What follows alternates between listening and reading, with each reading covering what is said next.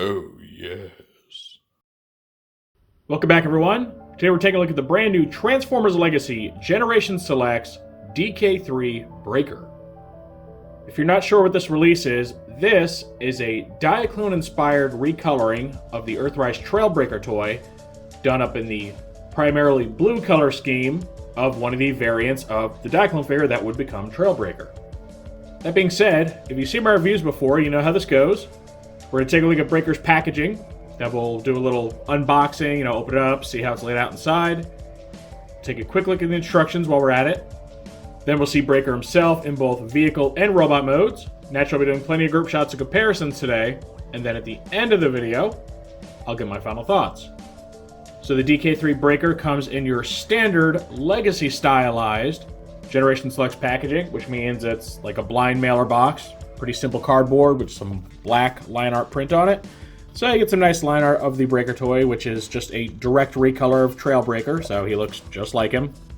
Get the Legacy symbol up here, Hasbro, calling out the plastic-free packaging that they're so very proud of. Get your label down here that calls out his size class, his name, your Transformers logo there, Legacy, and then just a bunch of miscellaneous stuff around the sides. So that's a box. Nothing particularly new or exciting.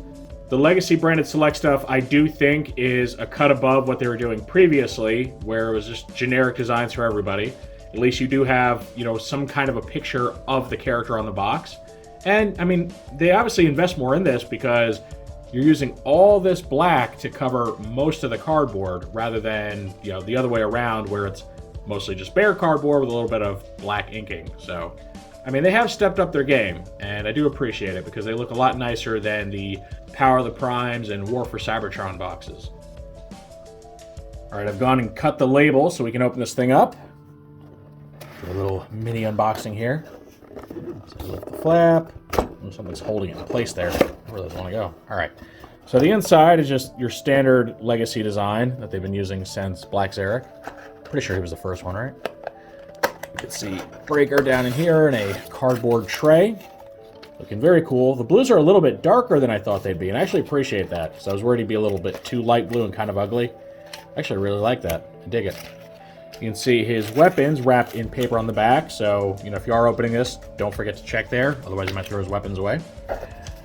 And then we get our instructions. There's inside of the box down there. Where's that useless piece of paper? There it is. Include this in everything now. Okay, so the instructions for Breaker here. They probably look exactly like Trailbreakers, just with, new colors and new logos surrounding it. So you get his name, the render. This shows you how to have him... Huh. Oh. He can hold that like a shield? That's new and interesting. That wasn't a thing on Trailbreaker, was it? I'll have to double check that. Is that a whole new piece and I've managed to completely miss this whole time? I'm not sure. We'll definitely be looking at that. I was pleasantly surprised to see that. Alright, so this shows you how to have him attach his little blaster to either hand, how to put his shield thing on like a backpack, and then this has you do the transformation steps to the vehicle mode. Comes all the way around here. You get the little canopy that just stays on top there. I'm pretty sure that's new. Then I'm going crazy. And then it shows you the weapon storage, which is unfortunately on the top of the vehicle, but that's just a pretty standard thing in modern Transformers. So overall, pretty cool. Bit of an unexpected plus there on the instructions. And the figure so far looks better than I was expecting. So, win-win. Alright, now we get to see Breaker's vehicle mode. And like I mentioned, it is a straight recolor of the Trailbreaker toy. Which does make sense because the original Diaclone figure that came in 3 different colors, being black, blue, and yellow, wherein the black one would go on to become Trailbreaker and Transformers. And it wasn't until they made the record type of that mold that you would have the Diaclone toys that would go on to become Hoist and eventually Lift Ticket. So Breaker is just a blue Trailbreaker. Now, his name is a little bit of a mystery. I'm not sure where Breaker, like his regular name, comes from.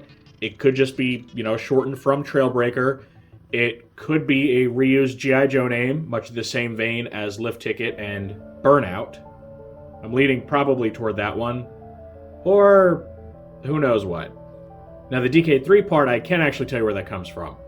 That comes from when Takara marketed Diaclone here in the US as Diaclone, because, you know, the whole L and R thing, going from Japanese to English.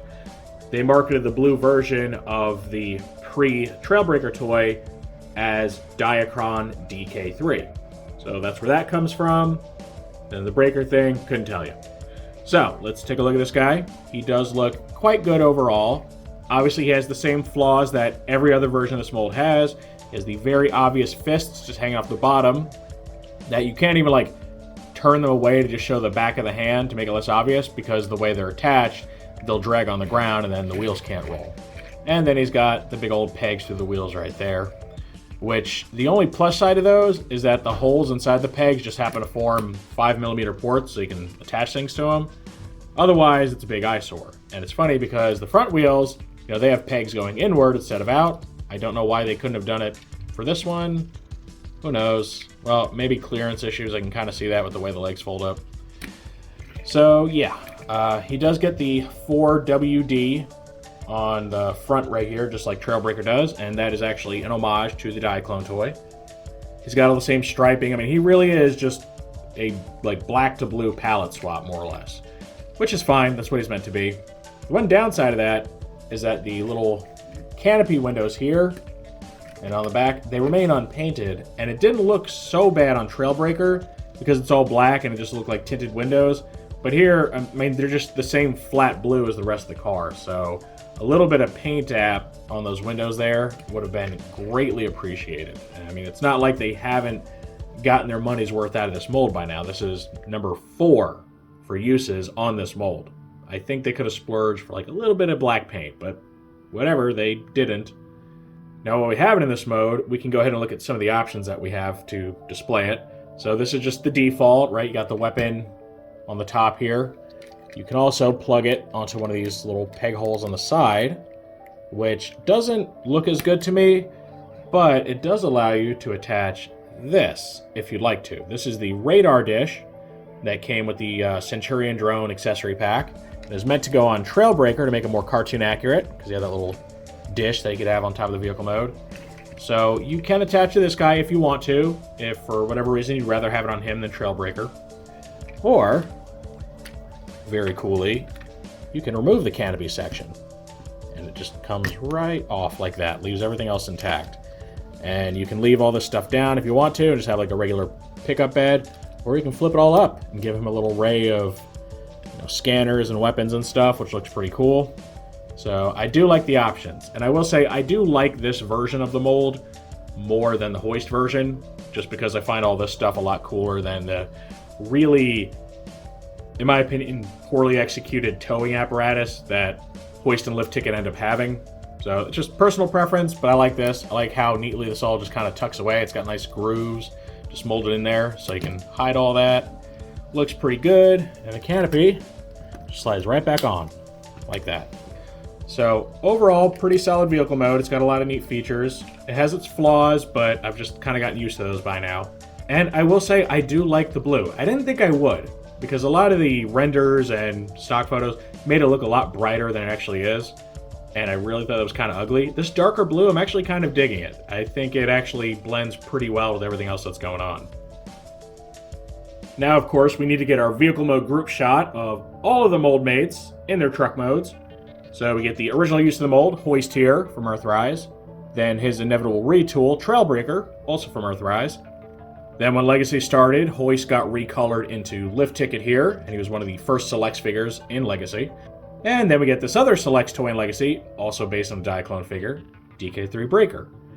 So it's a nice bit of variety. You have 2 different body types for this truck model. You get your camper type, you get your wrecker type or tow truck type. Most of the tooling's the same, obviously, especially when it comes to the truck mode. Like, all the stuff in the front, the wheels, all that's the same. It's just the back area here that's been swapped out. Also, they do have different weapons. The Hoist variants have a more rounded nozzle-like weapon, whereas Trailbreaker and Breaker use more of a squared-off weapon. But overall, I like it.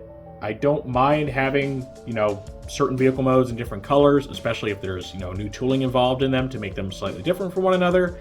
And it's a nice little loadout. I think, honestly, they all just do their own thing pretty well. I will say that Hoist is starting to stick out like a sore thumb because he's the only one of these four that actually has battle damage painted on the hood here, or really anywhere. For whatever reason, even though he's part of Earthrise, which was starting to, eschew the battle damage from Siege, they still decided to paint it on there. I'm not sure why, but you can tell, it didn't last long. I think they heard the feedback. People be like, why? I don't want this. It looks dirty. So he stands out a little bit. You can maybe... I don't know if you can strip that off, because this whole section is painted clear plastic. You might just take the green off, too. I don't know. Maybe you can if you're really skilled. I'm not going to try it, because I don't want to ruin my toy. I mean, it's not something that bothers me a lot, but it's something I notice. He does stand out just a little bit. Okay, now we're going to see DK-3 Breaker in his robot mode. And unsurprisingly, he is still just a blue Trailbreaker. Now, I actually want to point out something that I failed to notice when we were looking at the vehicle mode. This guy is the only version of this mold to not have the rims of his wheels painted at all.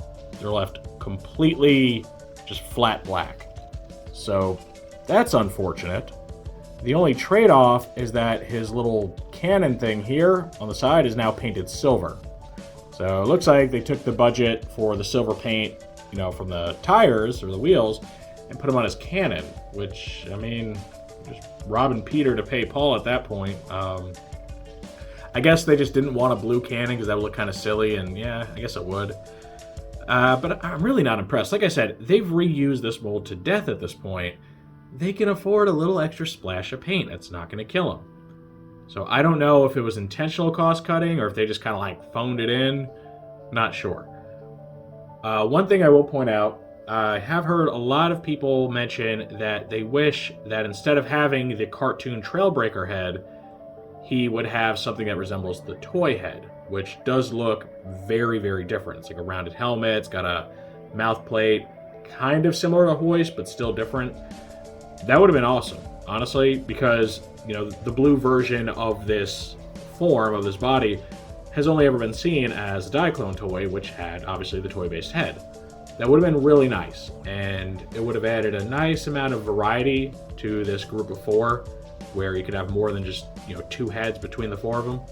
It's not a huge loss, and really this is exactly what I was expecting, because these Diaclone toys are typically just like an easy cash grab for Hasbro. But yeah, it absolutely would have been nice if they gave him an alternate head. Speaking of the head, we can see that his visor is now painted red instead of sky blue, which makes sense. You don't really want blue on blue.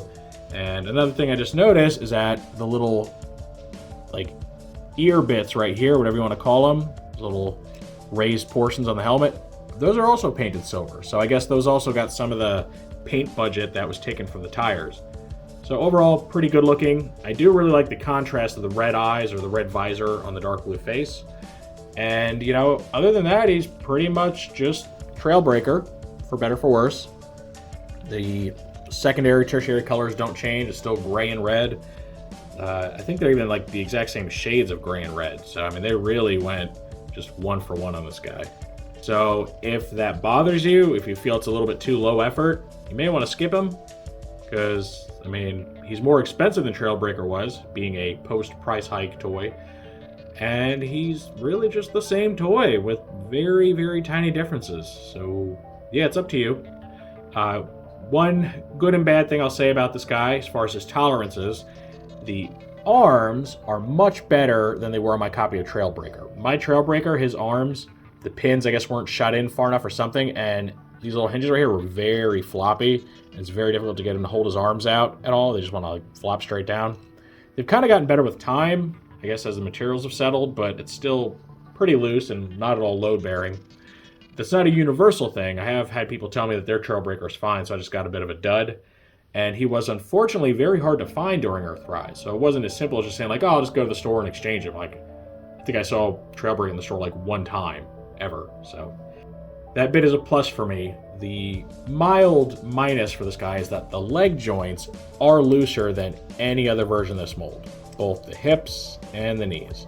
Now, they're not so loose that you're going to have a hard time posing him or getting him to stand up. He's fine for that, unless you put him in maybe some really extreme poses where a certain leg just has to hold a ton of weight, then it might give.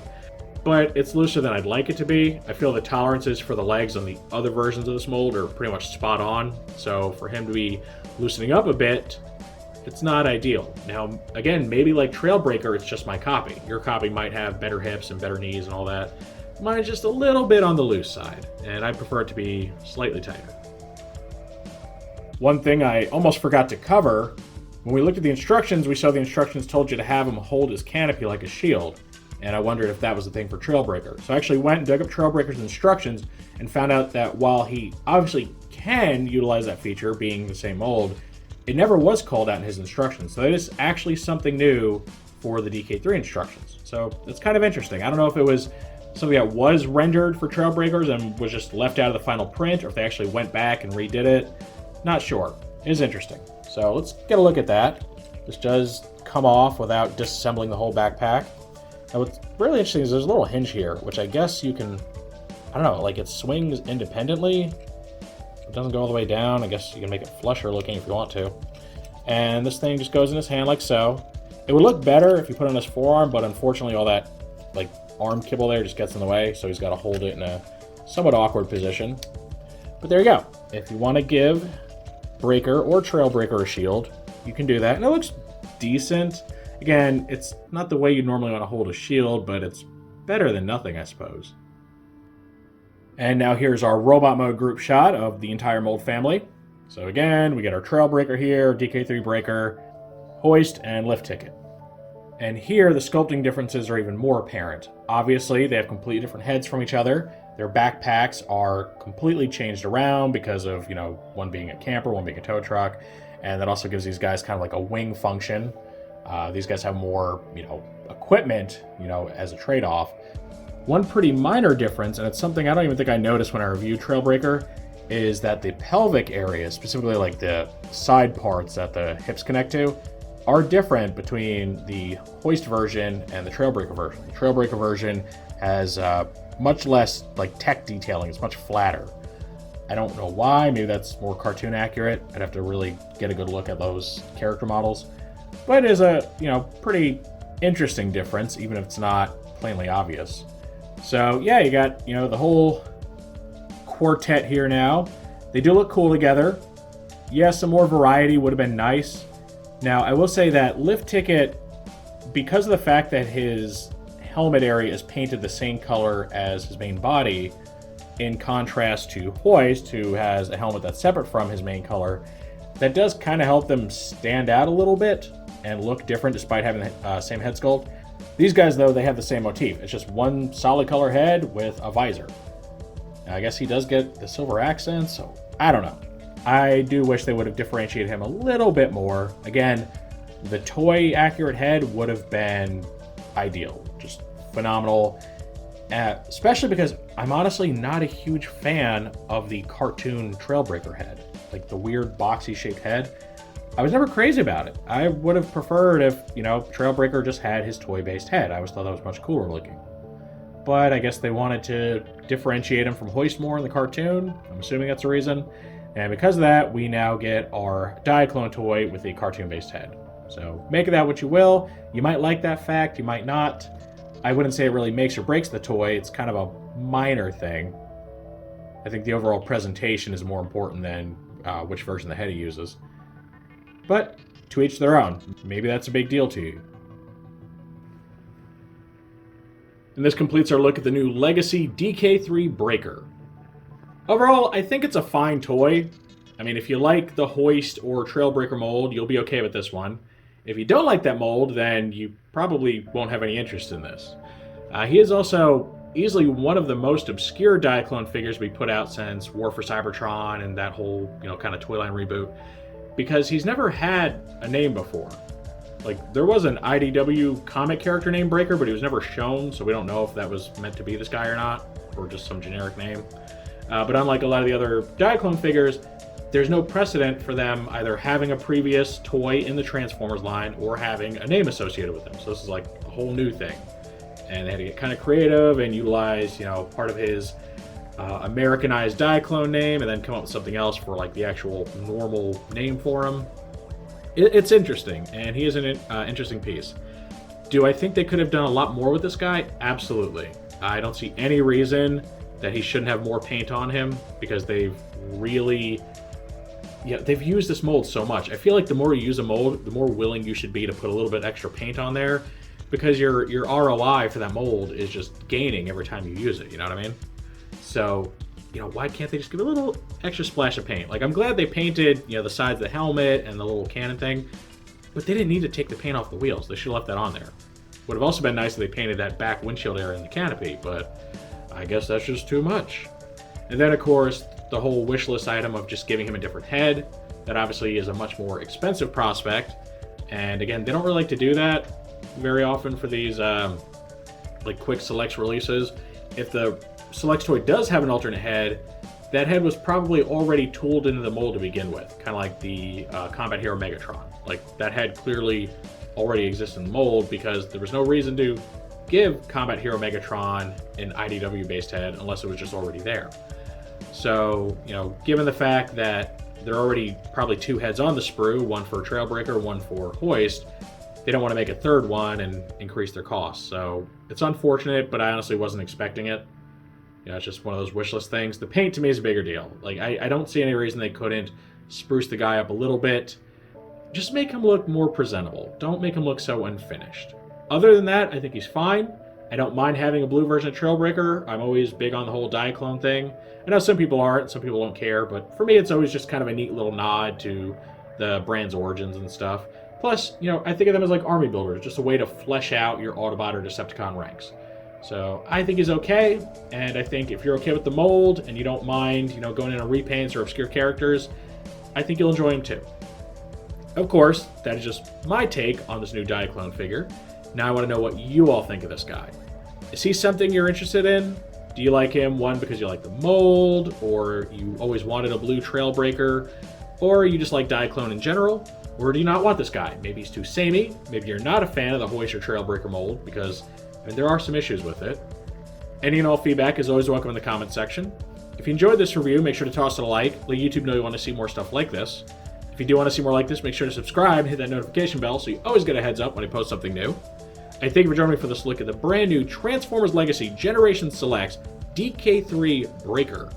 With all that said, I will see you next time.